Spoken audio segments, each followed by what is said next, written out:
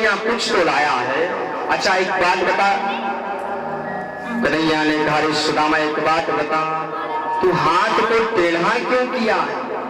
सुदामा जी बोले, भैया रास्ते से आ रहा था, सो रास्ते में गिर गया था, सो थोड़ा हाथ में मोचा। भगवान ने कहा हो सकता है, अच्छा लाओ हम सीधा कर दे। सो भगवान ने जैसे सुदामा जी के हाथ को उठाया है, सो एक पोटली गिरी है। भगवान ने उस पोटली को जब खोला, उसमें से मधुर मधुर आज आवाज आ रही है।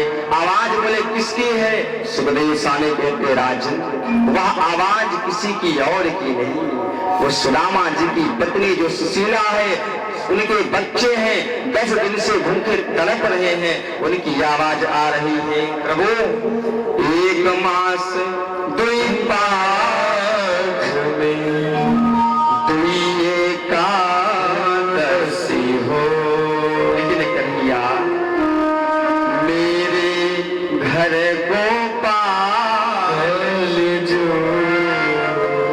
नित्य एकादशी हो,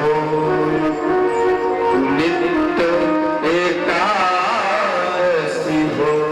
अरे कन्हैया केवल एक महीने में 2 एकादशी होती है, लेकिन मेरे यहाँ एक महीने में कन्हैया नित्य एकादशी होती है। भगवान ने कहा चिंता मत करो भाभी जी, अरे होनी थी सो हो गई।